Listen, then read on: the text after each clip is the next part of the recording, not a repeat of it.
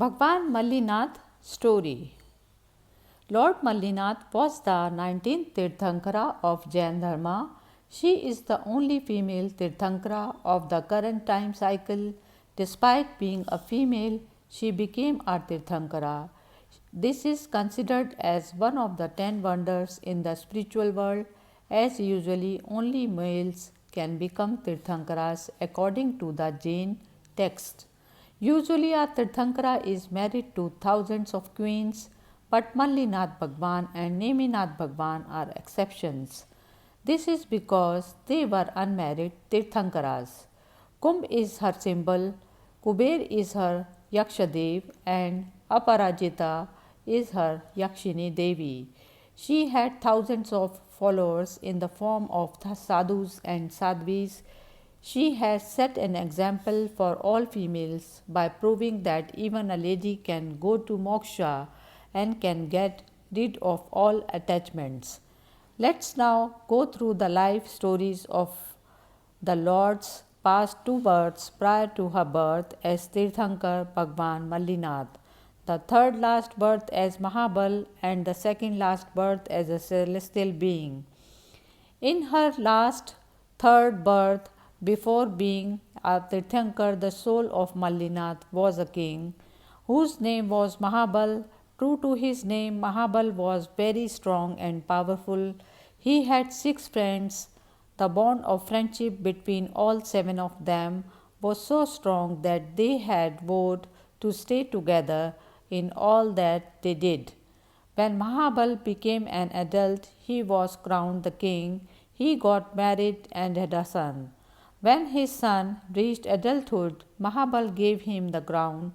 Then Mahabal, along with his 6 friends, started spending time in religious activities. After some time, all 7 of them took diksha. They took an oath that whatever spiritual practices and penances they would do it all together and in the same manner. Whatever penance one of them would do, the others would also do. No one would do less or more, and nor would anyone start before or after. After some time, Mahabal, who was more intelligent than others, started cheating his friends. He did penance with his 6 friends. However, when the penance would end and the other 6 would take their meals, he would continue to do his penance by making an excuse that he was not feeling well. In this way, he began to deceive his friends and performed more penance than them. Mahabal thus bound karmas to be born as a female. He lost his male gender as a result of deceiving his friends and breaking the oath. On the other hand, as he performed his penance with a pure intent, he bound karmas to become a Tirthankara. In this manner, all 7 friends continued to worship religiously. When their life ended, they were reborn as celestial beings. After completing the lifespan as a celestial being, Mahabal's soul was reborn as a Tirthankara Lord. The last birth as the female Tirthankara Mallinath. King Kumbh and Queen Prabhavati of Mithila gave birth to a girl whom they named Mallikubri. It is unprecedented that a Tirthankara is born as a girl. Thus, everyone was surprised. On the other hand, King Mahabal's 6 friends were born as princes to the kings of different kingdoms. All 6 princes were crowned as kings when they grew up. Mallikubri or Mallinath was born and brought up with great love and all comforts. Her beauty was matchless and beyond description. She was so beautiful and intelligent that anyone who used to see her immediately got lost. Her father was married to get her married. On the other hand, Mahabal's friends were ruling their kingdoms. One of those had a queen who one day wished to visit a temple to worship God. The king gave her the permission and he went along with her too. When the queen got ready, she looked so beautiful that the king asked his mantri, "Is there anyone in this world as beautiful as her?" The mantri replied, "You are not aware, but as you have asked, I am telling this to you that Mallikovri, the daughter of the king of Mithila Nagri, is the most beautiful. No one can be compared with her." The mantri described her beauty as he had seen her. Upon hearing this, the king thought of marrying her. He asked the mantri to send a message to the king of Mithila, stating that he wanted to marry his daughter. On the other hand, the second king had a very beautiful daughter. She had a very luxurious bathroom. Once, while praising his daughter, the king asked his minister, "Is there anyone else more beautiful than her?" The minister talked about Mallikovri's incomparable beauty and said that her bathroom is more luxurious than hers. Upon hearing this, the second king sent the message to the king of Mithila, stating that he wanted to marry his daughter. In the kingdom of the third king, there was one Sharvak on whom the celestial beings were too happy for his devotion. As a result, they gave him a pair of earrings. The Sharvak gave one earring to King Kum for Mallikovri and another one to the daughter of this third king. The king asked the Sharvak about the earrings and he narrated the full story. Then, in the conversation, he described the beauty of Mallikovri.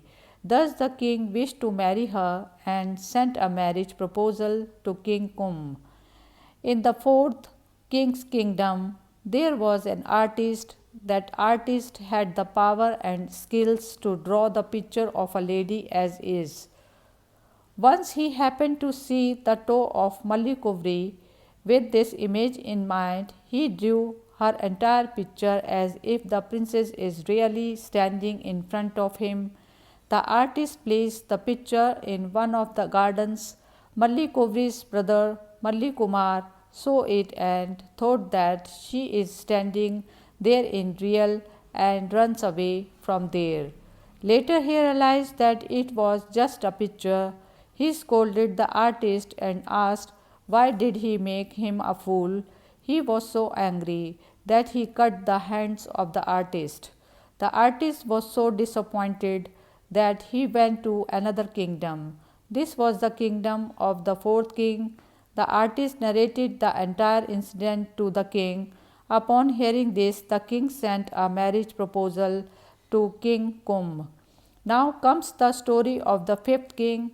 There was one Tapaswini who had come to the kingdom of princes to get some donation. She was going to use that donation towards a task which would increase attachment. Mallikovri or Mallinath, who was the present there, discussed about it with the Tapaswini and told her that what she was going to do was not right and that she would bind bad karmas.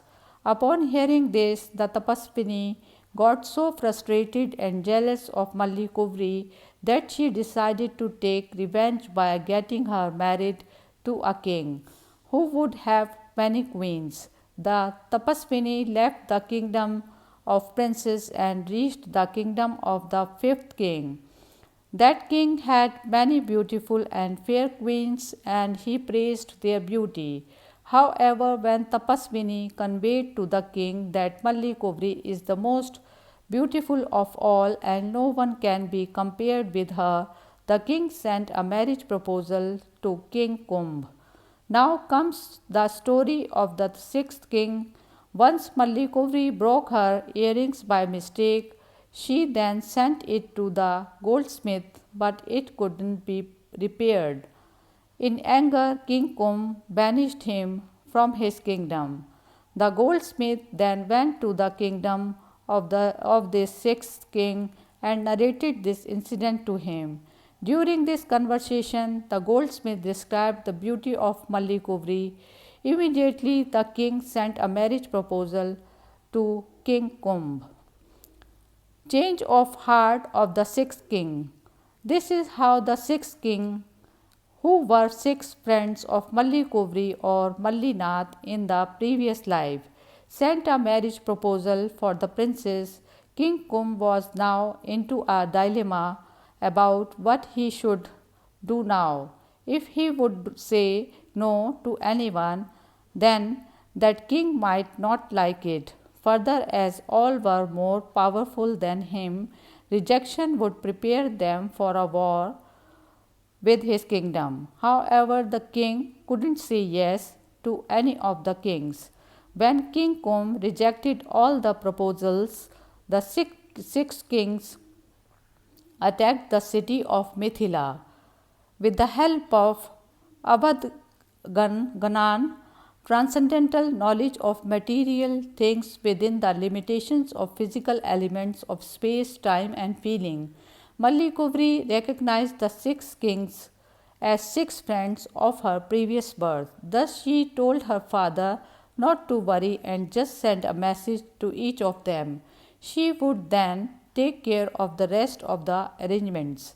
Mallikovri was very intelligent apart from being beautiful. She commanded to make a golden life statue which should exactly reflect her in terms of body shape and form. Then the princess got the top of the statue fitted with the lid and covered with a golden lotus. The artisans had prepared such a look-like statue that onlookers would feel that it was Mallikovri herself standing there. The princess threw one food morsel into the hollow statue every day before she ate. Along with this, Mallikovri also instructed to build a chamber with partitions. She asked to place the golden statue in the middle of the chamber. 6 doors to the chamber were made such that anyone from any of these doors could see Mallikovri's golden statue but would be unable to see who is at the next door. As per King Kum's instructions, all 6 kings secretly arrived at the partitioned chamber and arranged themselves at their allotted doors. Assuming the statue to be the real Mallikovri, each of them gazed steadily at it and got attracted towards it. All the kings ran towards the statue, saw each other, and started fighting for Mallikovri. Mallikovri came from behind and pulled the lotus lid on the top of the statue with its string. As soon as the lid opened, an unbearable stench came out. Unable to bear the stench, all the 6 kings threw their sword, turned their faces away, and started running away from the chamber. At that moment, Mallinath stepped forward and addressed the 6 kings by saying, "Within the beauty for which you all were fighting, in this stench only, a morsel of food was thrown into it daily, due to which you are experiencing this unbearable stench.